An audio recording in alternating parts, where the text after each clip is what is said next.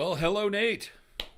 Hey, Greg, welcome. It looks like Facebook has been live for like 10 minutes, so it got us just kind of chatting behind, which was Yeah, Facebook thanks does again, everything it Facebook, for can all to these mess us up every surprises. other week. Thanks again. Anyway, welcome everybody who is out there watching us on the internet. I am Nate Swick. I am joined here, as I usually am, by my co-host and colleague Greg Neise. And we're excited to have you here for another episode of What's This Bird Live, our bi-weekly bird identification bird chat program put on here by the American Birding Association.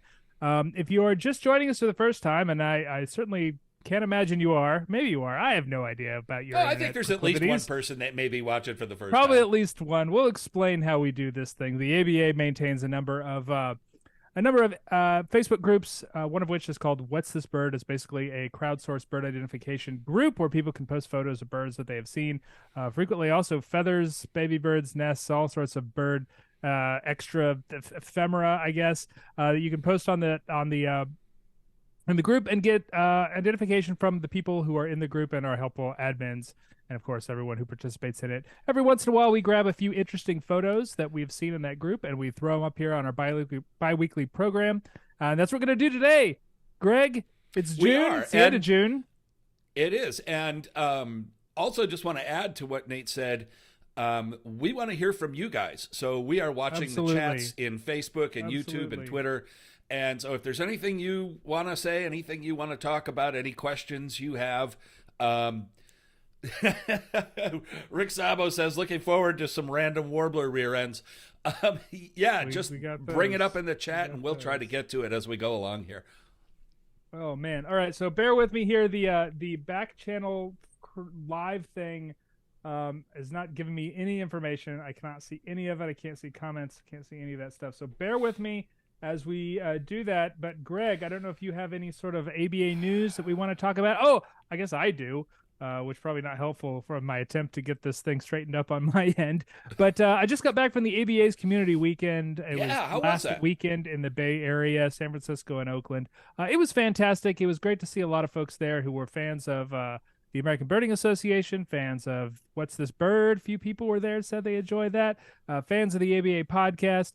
We went birding in Oakland on Saturday and in San Francisco on Sunday. And in between, we had a little birds and beers at a beer garden in Oakland. It was great, as you might expect. Apparently, as I'm told, it was not the best time of year to go birding in the Bay Area, but I thought it was fantastic. I got like five Yeah. lifers, Yeah, if you're which not was good if for you're me. not It's from there, I'm it's not it's from always there. wonderful. Exactly. Yeah, so it was super. I got chestnut-back chickadee, which not a not a difficult bird to find. No. Lazuli bunting, California quail. The best one I did, I got to go birding on Sunday afternoon with a friend of the ABA, Alvaro Jaramillo, who a lot of folks might know. He We does love Alvaro's Al. Adventures. Yeah, Al's great. He took me out down into San Mateo County, south of San Francisco, and we got marbled merlets, uh, which was very exciting. And I also got some Yeah. lifer mammals like sea otter and long-tailed weasel. So it was a Mers and Mustelids day for me, which is always an exciting one, as it is. Yeah, that wasn't even a pun. That's I just know, Mers, I just know. what I Just but saw. I mean Just telling you what I alliterations saw. and puns. Where's Nate gonna go today with it? Yeah. uh well, it's summertime here in the Great Lakes, and that just means baby birds and maybe an occasional vagrant. Um, and well, the story in Chicago, at least for the last couple of days, has been this kind of terrible situation where an old You might greyhound have caught bus. us while we were chatting Yeah, before you we might came on. have. Apparently, it went live immediately. That was real nice. Thanks. Yeah, that's Thanks. all right. Well, just to spend just a second on that, Yeah, do it. Do it. Do Facebook it. in Back it again. particular makes it really difficult to get this show started on time. It just doesn't sync well with other things that need to happen. Freaking So annoying is what it sometimes is. it is. Sometimes it doesn't start. Like at noon, it just doesn't start, and then other times it's going and we don't know it, We don't know it. which Yeah, is we kind didn't of get what an happened answer. today. But anyway, so Yeah, we've I'm got trying this to. situation. We've got this situation in Chicago where an old Greyhound bus depot that had a very sizable gull colony on the roof for years was demolished in the last couple of days, and they tore the building down with thousands of baby birds on the roof. And so people have been scrambling to try to collect the orphans and injured birds. The Chicago Bird Collision Monitors have done an amazing job. A friend of mine who lives across the river from the thing has been documenting it with video, and it's a real mess, but it's really something to see, sort of the community like hop into action and how quickly like people got out there, and I think they actually trespassed to get in there and pick up the dead, not the dead birds, but the injured and orphans. And so there's a little bit of good that may come out of this, but yeah, it's been a weird couple of days. What's going on down by you? Not a lot. I did my second of 3 breeding bird surveys this morning. So if I feel a little off, it's because I woke up at 4:45 a.m. to drive out into the breeding bird survey. It was you're looking bright and sunny. Yeah, that's kind of you, Greg. I don't know if that's true, but yeah, it was. It's still a wet summer. It was rainy and drizzly, and I had to get it done, so I had to go out into it, and I managed to get all the birds. I had a few interesting sightings. The horned larks were back at one of my spots, which is kind of an unusual bird for the Piedmont. It's fortunate for me that one of their nesting fields is on my breeding bird survey route and one of my stops. And lots of grasshopper sparrows, lots of blue grosbeaks. It's kind of an open country pasture kind of route. And so I get a lot of open country birds. High counts of blue grosbeaks this year. They were all over the place. I wonder if that's because I ran a little bit later than I usually do, and there were some that were feeding chicks. Who knows? But that's what I did this morning, and that's what I've been doing lately. I got another one, my last one, in Southern Virginia coming up next week. I got to run it next week. So cool. We'll see. That's my good one. It's kind of higher elevation, so I get things like some breeding warblers like American redstart and hooded warbler. Louisiana water thrush is a little bit easier out there. It's really cool. It's a good one to close out my breeding bird survey season. Yeah, so we've got a couple people chiming in here to say hi. We got Alex Cruz Jr. Hello. Kathy Felty Clark says it's her first time here, so we got at least one. We got one. Welcome, Kathy. One new one. That's how we grow it, one at a time. And Chris Ortega chimes in, says he was in Alaska last time we went on and missed us, but he's here now. Hey Chris, sorry to miss you. Susan Nelson said she's had blue grosbeaks too this year near Fayette County, Tennessee. Never noticed them before. Yeah, well, Tennessee is a great state for blue grosbeaks. It's a fairly common bird, but they tend to stay in the scrub. And it is one of those birds that once you get a feel for the song, you will find about 1 million more of them than you ever thought were possible. They are avid singers, and they have kind of a song that's easy to kind of drift into the background, I think, and it sounds kind of robiny, and it sounds kind of house finchy, and it's kind of it's a difficult thing to pin down, but once you do, you'll start finding a bunch of blue grosbeaks. Yeah, and it's blue grosbeak is one of those birds. It's if you haven't seen one, a male in particular, if you haven't seen one, there are a really stunning, sort of variation of indigo. I think the closest bird, purpley. The closest bird color I can think of is kind of hyacinth macaw, but it's not really. I can see but that. it's in that same kind of family of colors. And as Nate says, it's a loud and prolific singer, and it's this beautiful shade of blue, but it has a way of kind of turning black and disappearing even in plain sight.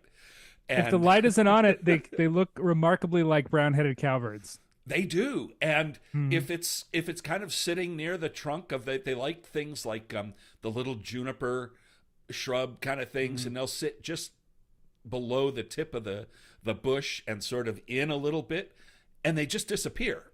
For being, almost a robin-sized bright blue bird, they're just poof, gone. Yeah, and a lot of my numbers this time were female birds, which I don't usually see when I'm doing my breeding bird survey. And I think, running it at 10 days a little later in the season than I typically do because I was out of town last week and because it's been kind of rainy. I think the females are a bit more active. They're really, I think they're feeding chicks right now. Yeah. So both male and female are doing their thing, and they're not too difficult to find right now if you go to the right sort of places, in the right sort of habitat, in the right sort of states. And Shout out there to Heather, Heather Gamberg, who says that's her first time watching. So see, Nate, we got people. We got people. We got newbies. We got rookies. We got people. So yeah, what we do here is we look at pictures of birds that people have thrown up into the What's This Bird group and try to, one of the great things about the What's This Bird group is you throw a picture up there, you're going to get an answer almost immediately. The community and the admins and our moderators do a fantastic job. They really do. It's a bit large group, and it's hard to maintain sometimes. So we appreciate the work that everyone puts into it, whether you are a contributor or an admin or whatever. Absolutely. I don't know. You want to just dive right in here? Yeah, let's do the thing, Greg. Right. Let's talk birds. I still cannot get the thing figured out. I'm really this one. Right let's see here. There we go. So this one comes to us from Eastern Pennsylvania. I don't think this is your first. This is our second page. The second picture you sent me, Greg. You go back one. No, that's the first. That's fine. Oh, right on. I thought there was a heron. Oh, you know what? There is. There's actually two herons. I'm sorry. There, I hit. Let's talk herons. I kept my finger on the button a little too long. Right. Keep your hair on, Greg. That's right. I'm not only on camera. I'm also running the back end here too. So if you see my eyes darting around, I'm sitting in front of many hats. I'm sitting in front of 4 screens, running all of this. Yeah. So this comes from Gilbert, Arizona, and we've got one person who took these 2 pictures of. They look like different birds to me. They do look like different birds. Well, I mean, they're very similar birds. They are. We're talking about 2 kind of stocky herons. You know, we know they're herons because they've got that kind of the long wading legs and the kind of long dagger-like bill. Mm-hmm. But superficially they look quite similar. They've both got dark backs, yellow legs, kind of lightish on the bill, though one clearly has a lot more than the other. This one on the right has a lot of streaking on the throat. You can't really see a lot on the bird on the left. Nope. It does seem to have more different color eye, more of a face pattern. So these are clearly 2 different birds. Or do they both come from the same person in the same place? Same person in the same place. That's interesting. And, it's a nice variety of wading birds here in Gilbert, Arizona. Absolutely, and it's a nice comparison between these 2 species in this plumage. Yeah, for sure. These are I should say. These are not adult plumages. These are not the kind of classic plumages that you see these birds in. Perhaps the biggest photo in your field guide. These are the little ones that are going to be kind of around the edges. These are young birds, probably this year's birds, given that it's Arizona, and they were probably breeding as early as February or March. Probably, so probably young birds that are out of the nest, making their way in the world, and looking very different from the adult birds that they came from. Yeah, we can see the one on the right has little downy feathers stuck to its head. Oh yeah, it's even got the downy. Yep, which right. is a really good clue that this is a young bird recently fledged out of the nest. Mm-hmm. Actually, I think the one on the left is probably not this year's bird. It's probably last year's bird. I agree. Young birds. I agree, and so I mean, superficially, they're as Nate said, they're very similar in a lot of ways. But there are some differences, and it's hard to see the legs and overall shape, but the bird on the left is showing a very classic squat, stocky, short-legged, heavy-headed night heron silhouette, if you will. And even a specific species of night heron, because our 2 night herons are both in different genera. So they are not, I mean, they're closely related, but they don't always look the same like birds that share a genera typically do. So this one is, we'll cut to the chase with the bicolored bill. That's a good field mark for black-crowned night heron as opposed to yellow-crowned night heron, which tends to have a shorter, stockier, all-black bill in this plumage. In all plumages, I believe. In all plumages. And, if you use a little bit of imagination, you can see the brown pattern is very suggestive of the adult black-crowned night heron Yeah. pattern.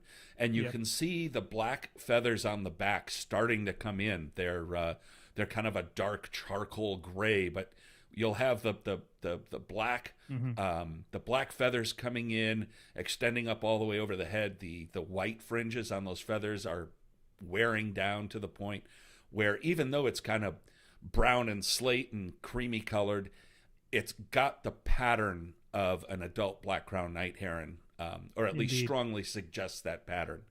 Now, the Yeah, bird for on the sure. right. Hey, So, Greg, yes, did you know that black-crowned night heron is the official city bird of Oakland, California? I learned that while I was there last weekend. I did not. It is. Now And you know. it They're quite common I don't know there that sometimes. Chicago. I don't know that Chicago has a official city bird, but it should be black-crowned night heron, because they do only well in urban nesting- landscapes. The only nesting colonies in the state for Mayan, there's some way down south near St. Louis, but really, I mean, Chicago is like the epicenter. I live 9 miles from the breeding colony in Lincoln Park, and I see them flying over my house regularly. That's cool. So the bird yeah. on the right. Shall we look, one more thing about the black-crowned night heron? Because Sure. Tim Kalbach asks in Facebook, can this night heron be aged? That's a good question. I think I'm not very good at aging birds. That's not really my my area of expertise, if I have any area of expertise. But I think it's not an adult for sure, though it's definitely leaning that way. And it's not a first-year bird, which tends to be kind of Definitely very not. streaky and spotted, especially in the back. My guess is that this is probably last year's night heron, but that's just a guess. I don't know how long it takes for black-crowned night heron to reach adult plumage. I think it clearly appears to be a multi-year bird. So I'm not sure. My guess is you can put the generic after hatch year on this bird if you wanted to. I'm not exactly sure how old it is, but it's not a juvenile. It's not this year's, and it's not an adult. So It's a tweener. It's a tweener. It's a tweener. Yeah, and it's definitely in the like the second phase out of juvenile plumage, coming into adult plumage. Yeah. Yep. So the bird on the right, superficially similar, Anyway, kind of similar colors, similar leg colors. We can't see the underside of the bird on the left, but one thing we can see is both birds' faces, and that's a really good clue to what this bird on the right is. And before we get to that, though, you'll see that the bird on the right has kind of the same slaty tertials coming in. It's got some of the streaks on the wing panel that are very similar to a night heron's, to a black-crowned night heron's. But notice the 2 white stripes on the lower part of the face. The malar, which is right at the base of the bill, and then the sort of white stripe on the throat separated by a black line. Or a dark line, sorry. That is a slam dunk field mark for green heron in Indeed. almost every plumage. If those, you see that face pattern, you've got a green heron. Now, American bittern is superficially similar, but American bittern has a huge black malar stripe. It's got this big, very black, noticeable blotch on the face, and it doesn't have the 2 white lines. It's just sort of got its buffy, bitterny face, but with that big black sort of mustache on the side of the face. Thanks. I just found out. I just got the stupid Facebook thing to work, so we're finally. Only took 20 minutes. Okay. Yes, absolutely. Yeah. To Chris Ortega, thank you. Lake Merritt. That's where we went walking on Saturday morning. So many black-crowned night herons flying over. I also went birding earlier in the week with a friend, Dan Roth. I don't think he's watching. Hey, Dan, if you are. And we saw a lot of black-crowned night herons. A lot of them constantly flying over. So, cool to bird. recap, we have a young, a subadult, so younger than adult, black-crowned night heron on the left. And we have a very young, this hatched this year for sure, hatched probably fledged probably in the last couple of weeks at the most. Mm-hmm. Green heron, juvenile green heron, with still some of the fluffy down feathers on his head. I had a pair of green herons on my breeding bird survey this morning. Not where you would have expected it, because I don't usually go by the sort of ponds with overhanging vegetation that they really really seem to like. I was in the middle of the woods, uh, picking up my woodland species like a yellow-throated vireo and Acadian flycatcher, and two of them flew over, and they squawk squawk. They do that funky Nice. little squawk. Nice. Surprise! I don't get those every year. Okay, so now we're back to this one. Finally. Oh, finally. So in the Facebook chat here, Susan Nelson, almost 10 minutes ago, got a glimpse of that and said, wild turkey. And that's what these are. These are wild correct, Susan Nelson. turkeys. And it's a bird that everybody's very familiar with. I did not see these on my breeding bird survey. It is. I have. Not this year. What's not unusual, but not very often seen, is that turkeys do spend a fair amount of time in the trees. They roost high up in trees, and sometimes you see the birds up in the foliage, and it really throws you. But one of the reasons I picked this picture of these two birds is because when you look at a photo like this, these dark birds with bare heads. They would also show a little bit of red, especially if there were a male. The kind of long tail and everything. It gives you a really good, what's the word I'm looking for? You can really see how the turkey vulture got its name. Yeah, there you go. It's when you see turkeys out in fields, but especially up in trees, it is remarkable how much turkey vultures can look like a turkey and vice versa. And you wouldn't necessarily think that at first, but these birds have the turkey vultures have that name for a reason. Yes, for sure. And also black vulture in the places where you are liable to find them. Almost even more so because the way that black vultures sit, they have like big old long legs and kind of short tails. They look very turkey vulture-esque when they're around. So always look closely. I guess the lesson is look closely at large birds sitting up in trees. Yeah, and in bright sunlight, turkey vultures even have some of that sort of bronzy-ish little kind of sheen, turkey-ish sheen to it. So yeah, the birds in question are wild turkeys on the left, and I'm comparing them to turkey vultures here, which is really the only thing other than black vulture that you could confuse a turkey for. Indeed, and just a comment on the Sarah Coffey in YouTube notes that wood ducks freak her out more than turkeys in trees. Yeah, wood ducks in trees is definitely something you don't forget. And what's really Janet fun Lloyd with notes. I was gonna say what's really fun with wood ducks is you see them up in the trees on a fairly big branch, and then they go walking along it horizontally. They go walking through the branches and kind of climbing around. You're like, okay, what the heck is going on here? And Janet Lloyd notes the night, just with regard to the night heron, Nat Geo Guide notes it as first spring plumage, which inspired me to pull out my Pyle guide. Hello, Peter Pyle, just to see what he says. And he does give black crowned night heron a second year, third year plumage. So, with the dusky brown to grayish crown and back, and the back being replaced by dull black feathers in May through September, which is pretty much exactly what we're seeing with that photo that you showed, Greg. So it takes at least 3 years, maybe even 4. Yeah. For them to reach their adult plumage. And which I did not know. Heather Gamberg on Facebook says, I think they're going to take over the world. They're very bold, blocking traffic and such, speaking about turkeys. When I was in California, I was staying with my brother-in-law up in Oakland, in the hills over Oakland, and he was telling me a story about how he was walking down the hill the other day, one day, and he saw a guy like literally being attacked by a wild turkey while he was out for a walk. Apparently, the turkey had made its nest like very close to the road, and it did not like the look of the guy taking a walk. And it was like he had to like get up there and like help him like push the turkey away. It was so avidly attacking this person. So yes, Oh, they're capable of taking on humans, evidently. there's a hilarious video out there. I think that was taken in the suburbs of Chicago somewhere.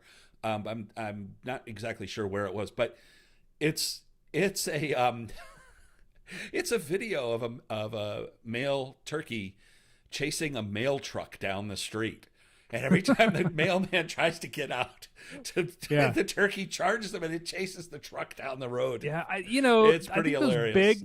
those big galliforms, those big game birds, are particularly liable for that because you can go onto YouTube and find photos of like capercaillie, which Oh is gosh, essentially the capercaillies. old world version of it's like a massive grouse, similar to turkey. And when they are breeding, when they are on their leks, they are not dealing with any nonsense. And No, anything that is capercaillie size or larger that wanders near them is gonna get it. It's there are worth it. some If there you are want to some laugh, I'll very check funny those out. videos. Capercaillie is sort of the Europe's version of our turkey, wild Yeah, turkey, yeah. and there's a hilarious video that you can find on YouTube of a capercaillie taking out a kid on a ski slope.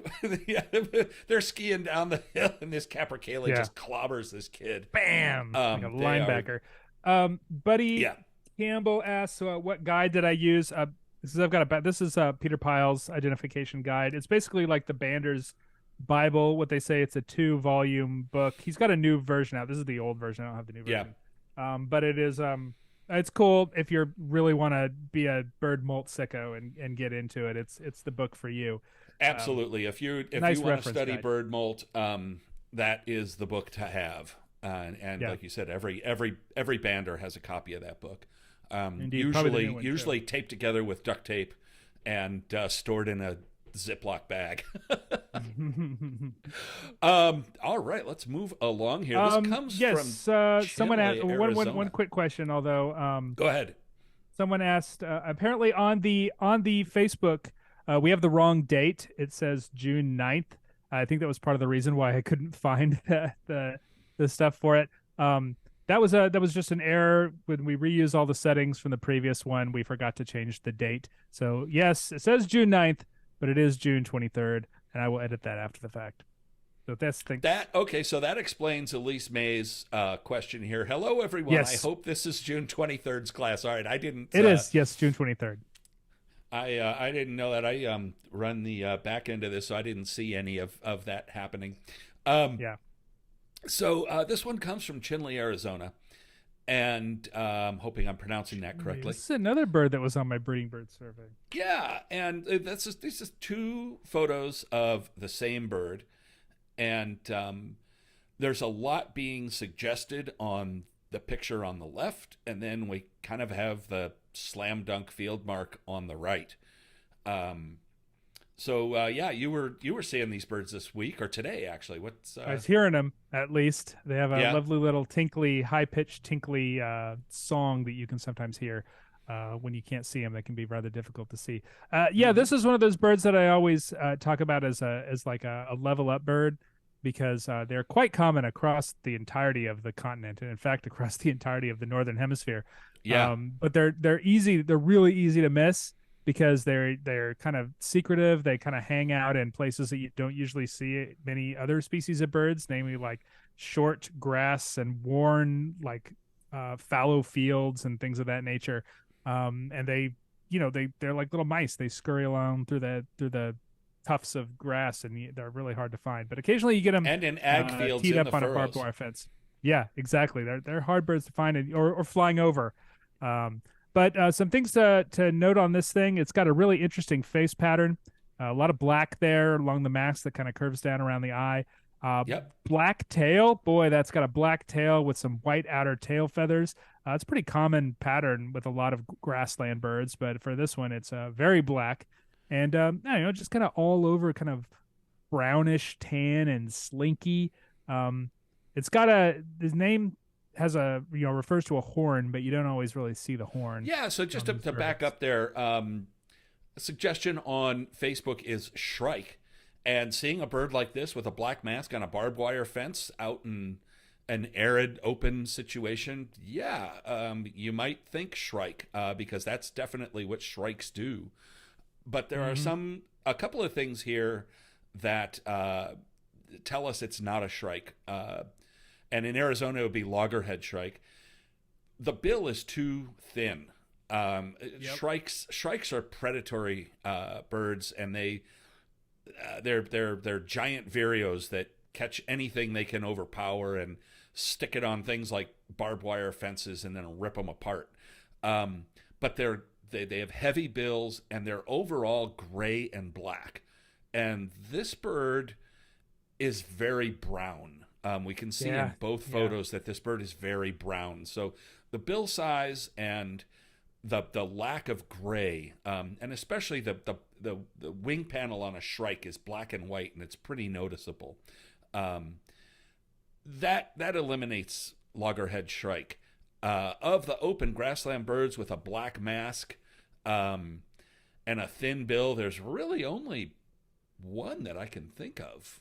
Alex Cruz Jr. says Western kingbird, which is an interesting choice as well. That is Also an could be interesting it's choice. also with a black tail with white on the outer rectrices, the outer tail feathers, all over kind of grayish brown instead of kind of Yeah, tan like this bird. But they do sort of show a little bit of a mask they sometimes if you do. look at them in the right sunlight. But it's another bird with a much larger bill, big old flycatcher bill. And Yeah, the mask is not as extensive as this bird. Although, you look at the picture on the right, if that's the only thing we had to go for, that would be yeah. less cut and dried for sure. That would be definitely less cut and dried. And one thing you can see too is the way the mask kind of curves down. Hmm. Um, the Western kingbird basically has like a um, it's not really an auricular patch. It's just sort of like this very thin little black line through the eye. That's Yeah. it's not like this. It's not a mask. But one other thing we can see on the left that some might think is an artifact, a JPEG artifact, but it's not. Mm.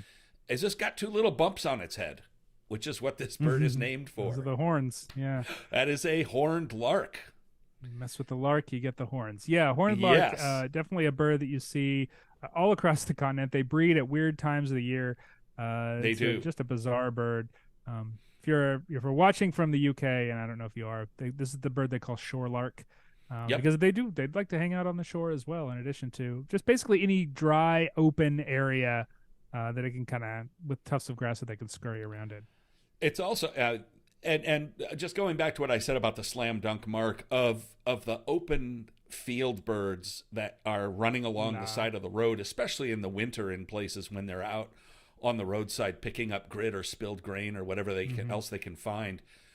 When a flock of birds like flushes up off the roadside while you're driving down, the black tail of the horned lark, which is very evident in the picture on the right, is a really quick way to sort of pick through the larks and the longspurs and anything else that Hmm. might be out there. And it's like focus on the birds that don't have black tails, and Yeah. you'll eliminate the larks and go for the longspurs and whatever else there is. Um, it's and Susan Kleinbauer says like a meadowlark. Well, no, a meadowlark is a different. It's a different family altogether.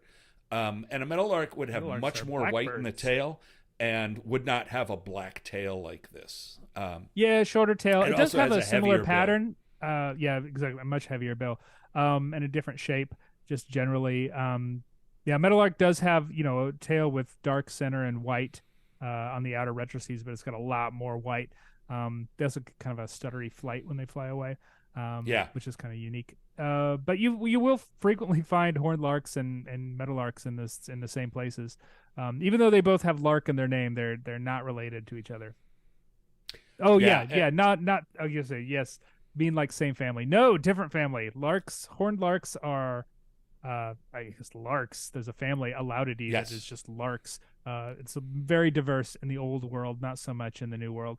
And meadowlarks, which have lark in the name, um, are blackbirds in the blackbird they're family. icterids. Yeah. Icterids. And just going back to one thing you said, Nate, about horned larks and their breeding. Yes, they are one of the oddest the oddest breeding strategy of many of our passerines that have odd breeding strategies. And horned larks will breed at almost any time of the year, like you said, in almost anywhere they are. But in sort of the more northern parts of the states and southern Canada, they're the earliest breeding passerine, and like sometimes they are hatching young when there's snow on the ground in March, and the young fledge before any other birds have even started breeding, and the young birds show up during like the peak of spring migration and are exceptionally confusing because they look like they could be anything from a pipit to a sparrow to who knows what, because their bills are a little shorter and chunkier. And you're not expecting a baby bird the first week of April. And so horned lark is a bird to sort of keep up there in your head when you find something weird looking out in the open country. Yep. Okay, this one comes to us from New York. I think they said Western New York.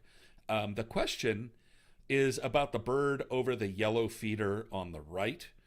We've got three birds in this image, and I picked this one because it's a good a good comparison. I only saw two. It's down it's really inside. Nice. It's down inside the feeder there. Yeah.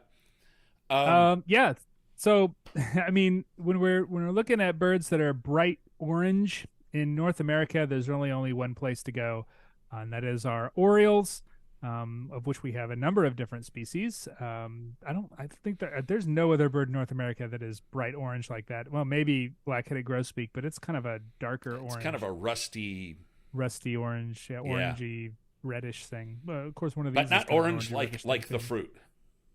Yeah, right. Although they are frequently associated with the fruit. If you put some oranges out on your back deck or windowsill or whatever, sometimes it will attract orioles. Orioles are in the blackbird family. They're closely related to birds, blackbird, common grackle, brown-headed cowbird, things like that. They're the more colorful versions of those. We have in New York a couple different oriole species that you're likely to encounter: Baltimore oriole and orchard oriole, and yeah, they can be difficult to tell apart, but one of the cool things about this photo is that we have one of each. Well, two of one, and one of the other. Alex Cruz points out that Blackburnian warbler has a bit of that same orange. That's a good one. Good call. That is a good one. But so these two species, Baltimore oriole and orchard oriole, which are the two orioles in New York State, are frequently confused because seen alone, especially orchard, a bright male orchard oriole, you're looking at it, you're like, all right, is that really orange? Is it the lighting? Is it really rusty colored? What am I seeing here? So you see this, the Baltimore oriole is on the left on the jelly feeder. The orchard oriole is on the right, on top of that yellow feeder. They have the same pattern. Overall, black head, very, very similar. But note the difference in the color, and that is once you get familiar with that, you'll never really make that mistake again. Yeah, any bird that gets its color from carotenoids, from food, like these birds do, can be kind of confusing because they can be kind of variable sometimes. Yeah. I think we've all seen cardinals that have various shades of red, and house finches that can be more yellowish or apricot than kind of deep.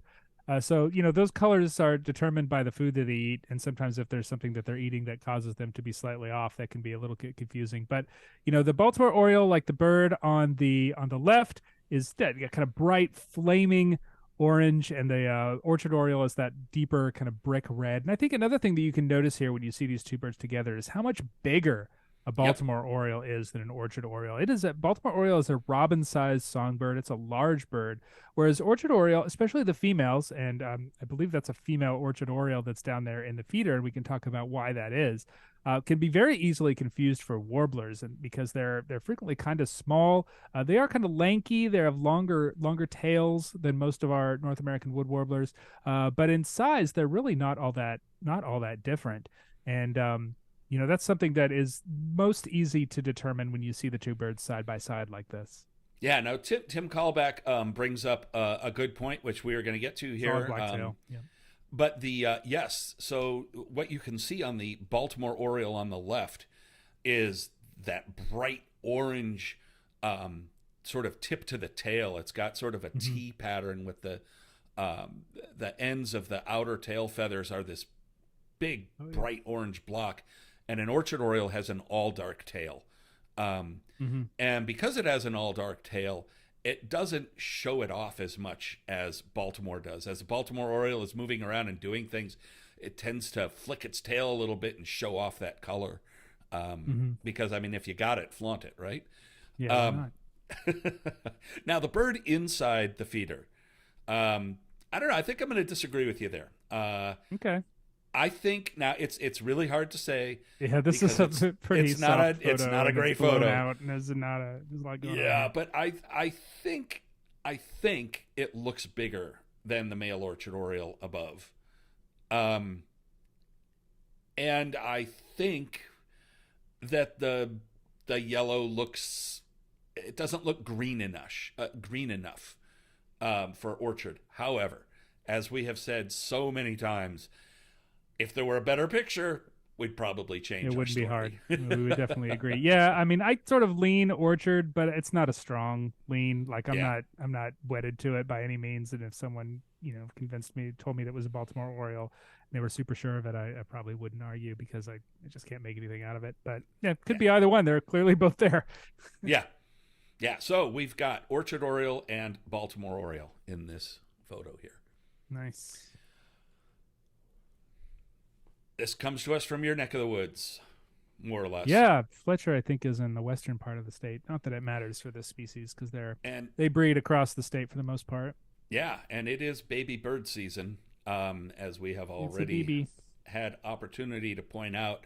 This is a young hawk. We can just cut to the chase there because look at those talons, big old beak, and everything else. And really, this time of year, in that time of the world, for a bird that looks like this, that's sort of heavily streaked and blotched and dark, and it looks like it's kind of in woodland rather than open country. All of those things kind of add up to two species, and that's broad-winged hawk and red-shouldered hawk. Yeah, I'll back up just a little bit and say Sure. that Greg is right that this is a buteo. There are, Cooper's hawk is also something to kind of consider briefly for a bird like this. But for me, the proportions of this bird, the size of the body, the head compared to the body, you can't really see a lot of the tail, but the wings go pretty far down the tail on this bird. It just screams buteo to me as opposed to Cooper's hawk, which is an it does, and you know what, it's differently. It does, and you're right. I totally sort of spaced on Cooper's hawk, which is a pretty big faux pas on my part, because Cooper's hawk would be one of, if not the most common breeding hawk in much of the East. I would think all three of these birds, which is a story we could spend Cooper's an whole hour talking about. Actually, all three of these birds are not uncommon breeding birds, so you could expect to see Cooper's red-shouldered or broad-winged in any of these places. But the sort of blotchy blockiness of the overall coloration and the lack of big white scalloping on the wing panel, all of that kind of steers away from a Cooper's hawk, and the pattern kind of going down into the undertail coverts. The undertail coverts are not necessarily marked, but boy, that streaking is going way down between the legs and on the legs. And Cooper's hawk generally, it's more tubular body. It stands a bit more upright usually, and the streaking really starts to fade away as we get down to the legs. But birds are variable, so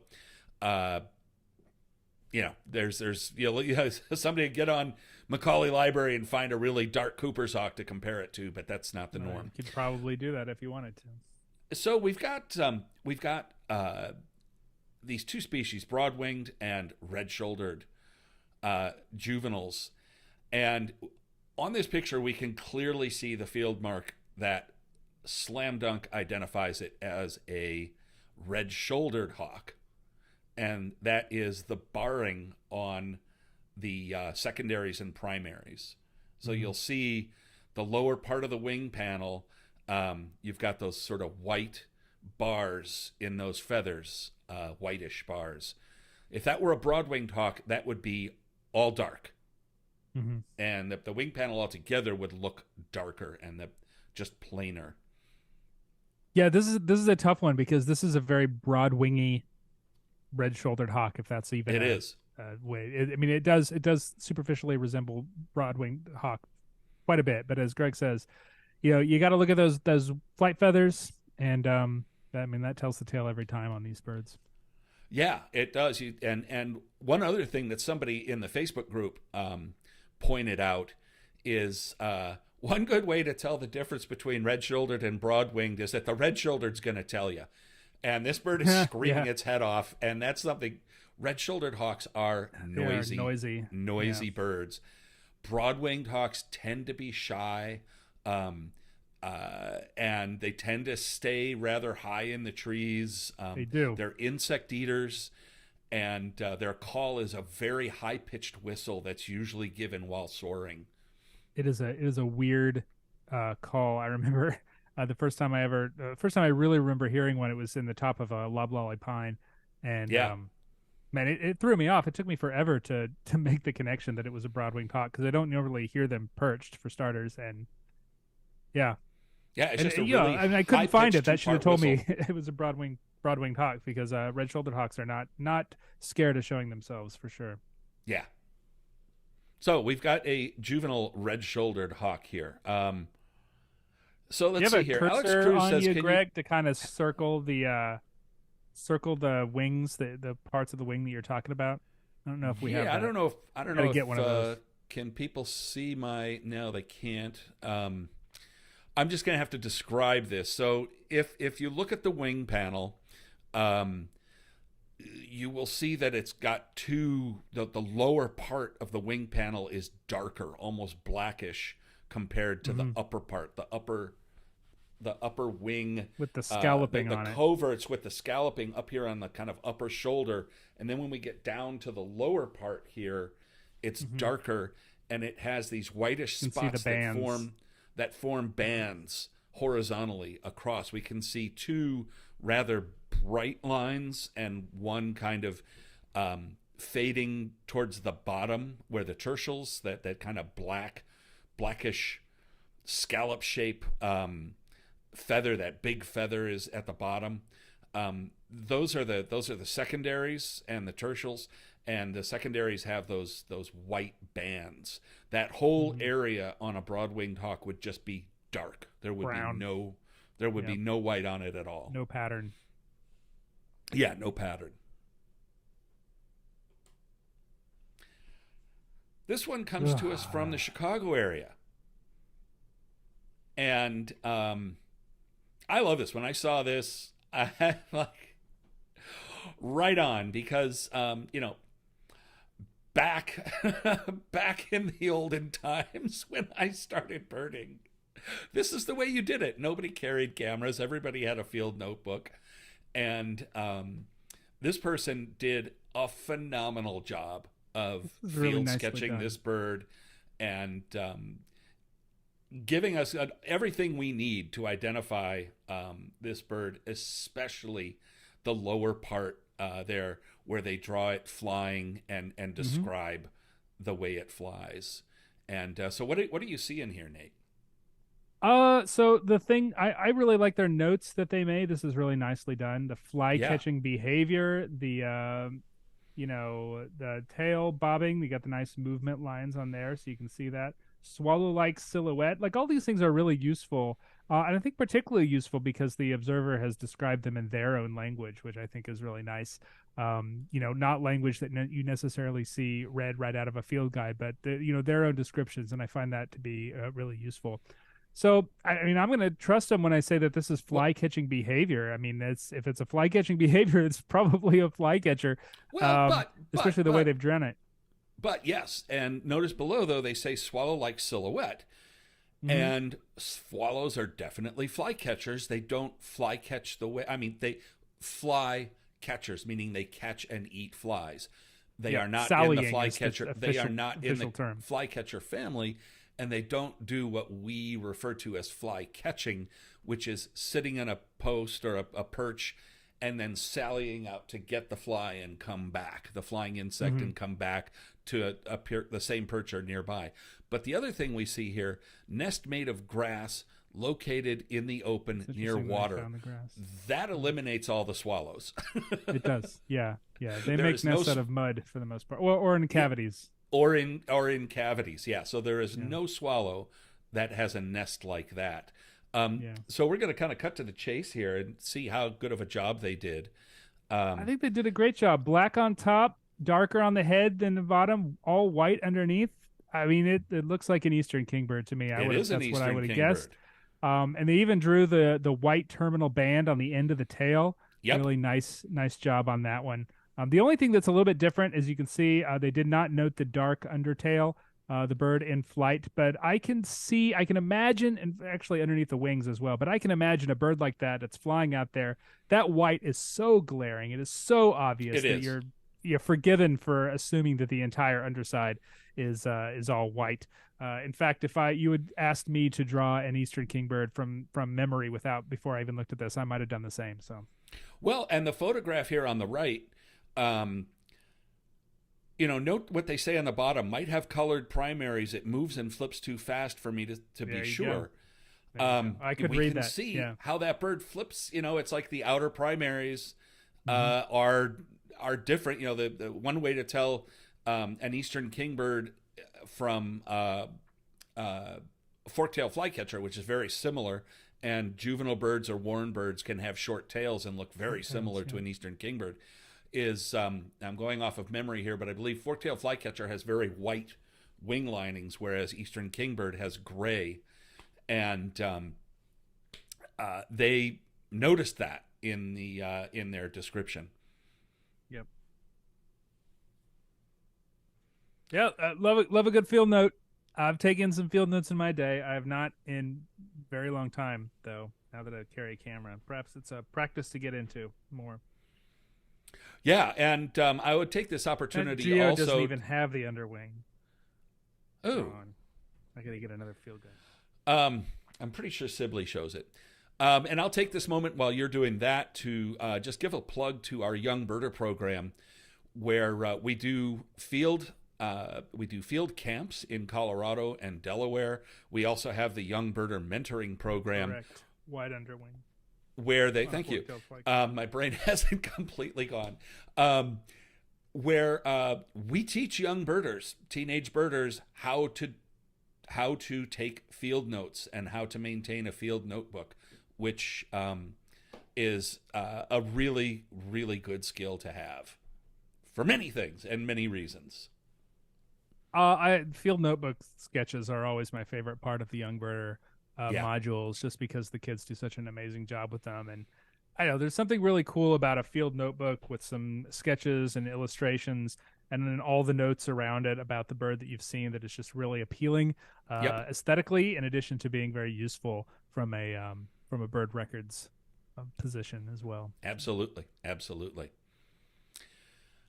So this one, we're going back out west again, Yuma, Arizona. And I will say, before we get into this a little bit, I hang with a bunch of really good birders, professional guides, people who bird every day, bird all over the world. And occasionally in our little chat group that we have, we'll throw up pictures and see if we can stump each other.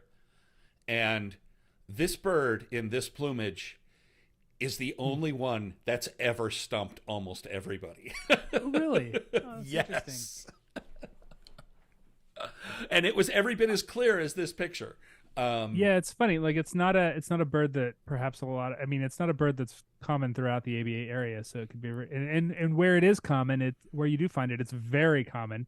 And so you see a couple, and then you'd be inclined to kind of not look closely at all of them. So yeah. So I mean, I think we can tell from the prickly branch that looks like a locust of some kind, tree, acacia. This is a small bird, So this is a, you know, chickadee sized bird, Warbler, or a warbler chickadee. sized bird. And, you know, if you look in the field guide, and focus in on Arizona, there's a couple of little gray birds, that kind of look like this. Lucy's warbler, Virginia's warbler are two. Bush tit. Bush tit is another. But the first thing that stands out here, is that bill. It's weird, isn't it? Is it finch like? It's not warbler like. It's kind of it's heavier than even a common yellowthroat. It's almost like getting into yellow-breasted chat territory here, but not quite that big. It's sparrowy, but Not quite right. sparrowy. I mean, sparrows that usually have bills this kind of yellowish. That's the kind of thing. I mean, it's more yellow than any other sparrow that I can think of. All gray all over. Yep. You know, I there's just something about this bird. I get the impression that it is a young bird, and it's hard to put my finger on it. But I think I can't tell whether it's the foreshortening or what. But the wings and tail feathers just look undergrown. Yes, I would agree with that. I would agree with that, but it doesn't I show don't a think gape. it's the angle. It doesn't show a gape though. Yeah, you're right. So it's older than what we might call baby, or Yeah. some might call baby. Yeah. Susan The technical Kleinbauer term. makes a really good guess there. Pine siskin. The bill shape is really close to a siskin, Siskine. Yeah. but everything else about this bird is not right for a siskin. Siskin in all plumages is heavily streaked all over. Yep. It has very dainty legs. This bird's got kind of big, gray, kind of chunky legs and feet. The eye ring, you know, really, if you're looking at gray birds with eye rings, it's going to take you back to the warblers, which is where this gets confusing. Lucy's and Because Virginia. this is not a warbler. It is not a warbler. No, but there is a common bird that doesn't typically look like this that can be found in the kind of acacia locust Yes. scrublands of southeast Arizona, and it's not really related to any of what's it close. It's its own family, I think. It's its own family. Which is what makes this so difficult because you can't quite put your finger on exactly what it looks like. Right. Because it's not related to anything. Before you get there, except Heather itself. Gamberg suggests a vireo. That's a really good choice. It's got a heavy bill guess. like a vireo, all over gray like a gray vireo. It's got the heavy blue grayish feet of a vireo. A gray vireo, would have some wing bars, and the bill is a different shape. The thing to really key in on here is that triangular, almost finch-like shape of the bill. And I'm just going to scoot over here and grab my Sibley's real quick. Let's do it. So that we can yeah. just So add a bush little tit is a bird that is its own family here in North America. It's one of one. But it also has a short black kind of chickadee-like bill that's not quite as sharp as this bird is. This is a very unique bird, and we do have some answers in YouTube. So should I go ahead and yeah, I just wanted to yeah, go ahead. I'm just trying to look up the So this is a young Verdin. yes. Verdin is a common little chickadee-like. It essentially fills the chickadee niche across much of the Southwest where are no chickadees. And it is, in the lowlands, and it is, they travel in groups, and the adult birds have that kind of all over gray plumage, but typically have a very yellow head, which makes them very unique. But these young Verdin have this very unique, bill and body shape that is unlike anything that we have in North America. And as I said, it's a very common bird in these places. You typically see one, or you hear them all over the place. Maybe people don't always take the time to look at them.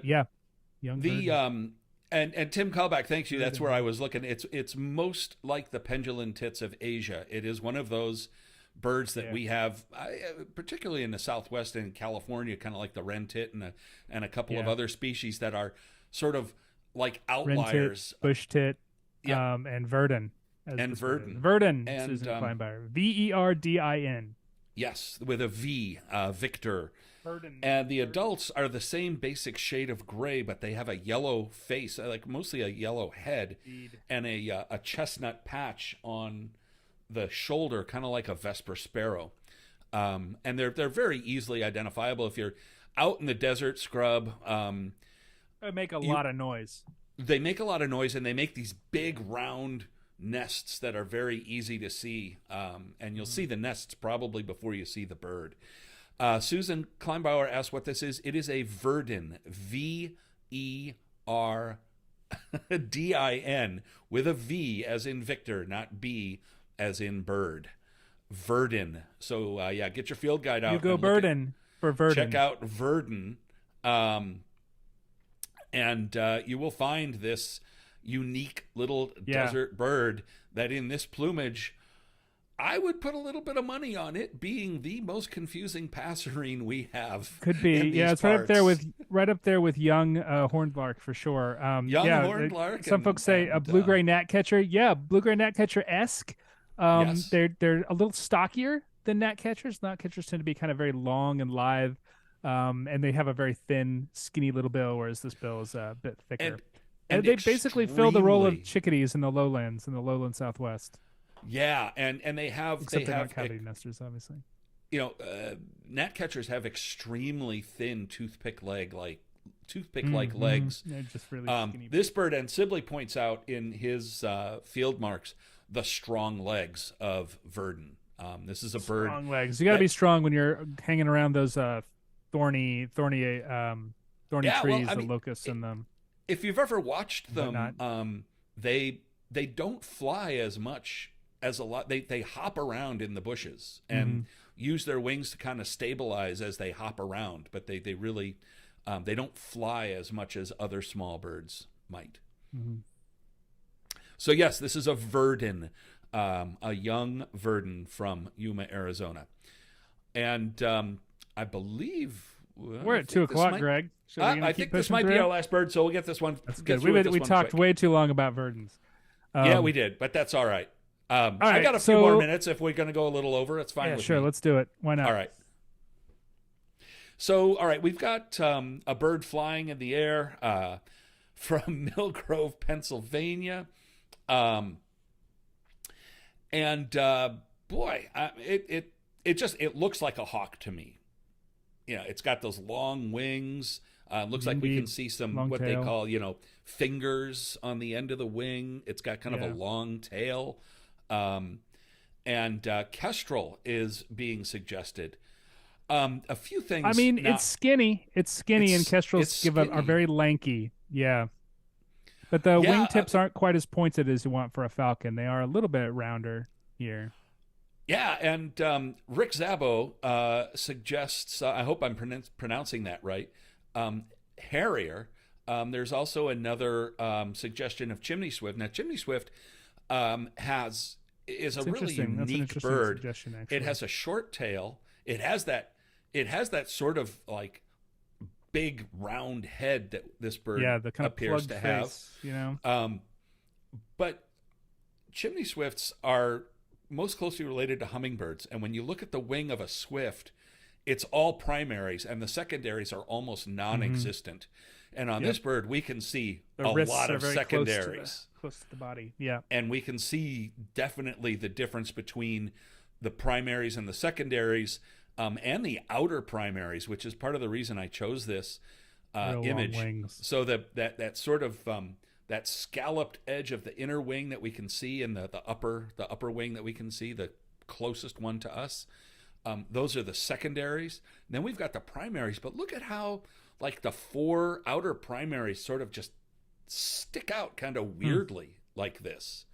That is something that you see on northern harrier that you don't really see on any other hawks, that shape. And now these birds, as they move, they change their shape dynamically. But that particular silhouette is really indicative of a northern harrier, along with the long tail and the blunt kind of owl-like head. Yeah, the northern harriers are definitely chimeras. They can look like a lot of different raptors, as the quite wide array of suggestions for this bird in the comments suggest.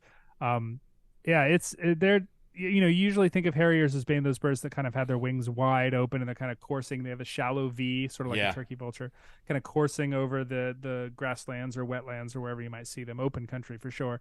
But when they want to move, they can tuck those wings in and give a very unique impression. But for me, the thing that really stands up for Harry, in addition to the points that Greg has made, is just the very thin body and long tail paired with those massive wide wings. We have a lot Yeah. of birds like kestrel was suggested. Cooper's hawk even can sometimes seem very narrow with a long tail, but nothing has wings like a harrier does. Very long, very broad at the base. The wing loading on these birds is very, I forget, large or small or whatever makes them kind of very light and buoyant in the air, Yes. and that's a really unique sort of jizz when you see this bird. Yep. Gestalt, And whatever you want to say. Mississippi kite was suggested as well. It's And a Tim similar Callback one. It's similar. Yeah. Tim Callback points out that the wing shape doesn't work for kite. And one way to think about it is harrier is kind of like taking a Buteo wing and just kind of stretching it long. Yeah. And kite wings are kind of like taking a falcon wing and kind of stretching it a little wide, Front to back. Yeah. a little deep. Exactly. That's exactly And- right. Yep. And so it really gives kites a totally different impression when you see them Yeah. in this kind of a view. Yeah. They're both birds are all wing, but sort of in slightly different ways. Yes, and very buoyant. Both are very buoyant flyers. Yeah. Okay, so that I think is our last bird. And oh no, wait, we got one more. Oh, yeah. I But forgot wait, about this. there's more. Wait, there's more. Boy, that Verdin really did. Yeah, eat we up spent a of lot it. of time. That's We're okay. really- Let's go. Let's really keep going. deep. We should have timed We this got. better. All Anyway, right, I do one know more. this is the last one. We got one more, but this Rick is it. Szabo says, with relation to the harrier, the dark head compared to the neck and the rest of the body. Yep. For Yes. some of those female or young birds, they're very dark in the front and light everywhere else. That's a good point. Thank you. Okay, so it looks like we have a bird in flight here with a couple of babies on the Babies. wire that are being fed. It's got long pointed wings, which could be a kite, but Swift. swift. There is one thing that we can see. The photograph is underexposed, backlit, but it's relatively sharp, and we can see one slam dunk field mark that is completely unlike any other bird in the ABA area. Yeah, they and don't that is call it the a tail. swallowtail for nothing. Yeah, that is the tail of this bird. You could cut away the whole rest of the image and just show the tail and be able to identify this bird without question as barn swallows. And The that deeply forked tail, very long outer retrices, very short in the middle. It's probably the most dramatic of that bird. A lot of birds have a forked tail, but nothing quite Yep. like a swallow. And especially those big white panels in the tail. white You see band those across the all the tail. time. Well, you're seeing swallows fly around. They flare that tail to apply the brakes when they're flying, and every time they do that, you see that flash of white on there. No other swallow like that. Barn swallow for sure. Yes, barn swallow for sure. So we are on our way out, but before we do, I want to tell you about our nesting season fundraiser. This is to raise money for our young birder programs, and we have some donors who have matched us up to $17,500 through the end of the month, which is coming up here. So if you guys can hit aba.org, there is a big give button right up front, or anywhere you go, really, and hit that donate button, because the Young Birder program is one of the of all the things we do, and It's one of our better things. I'm a cheerleader for everything we do, but boy, the Young Birder program is really, really fantastic. For sure, and your donation will go twice as far if you do it before the end of the month. So that's something to think about as well to help us out. And also, we are a membership organization. If you enjoy what we do, please consider joining the American Birding Association, aba.org/join. It's about a cup of coffee a month, and you get a lot of other things. You help support these sorts of programs, and also you get a lot of great magazines, discounts to partners like Cornell Lab of Ornithology, Buteo Books, Princeton University Press, all the Princeton Press, resources that birders want. ABA members get a discount, and a lot of other stuff too. And you're helping to build a better birding community, as we always say. And we are trying to do that through these programs and through everything else that we do. Greg, And we'd we love are to have you be over. part of the club. Yes, Sure. we are over time, but that's okay. And it's time for us to go. Absolutely. We'll be back in a couple weeks. Please look out. Sign up for the ABA's Flight Calls newsletter if you're interested in getting a little bit of a heads up on when we do these again. You can go to the website, scroll down to the bottom of any page, and you can sign up for that Flight Call. Send us your email. We will not send it to anyone else. We will only use it for our newsletters and various other doings that we are taking part in. Yep. We'll be back in a couple weeks. What we're up to, that's the way to do it. That's the best way to do it. We'll be back in 2 weeks. Otherwise, we'll see you then. And, head to aba.org, listen to the podcast, all the stuff that we do. We're out. Later.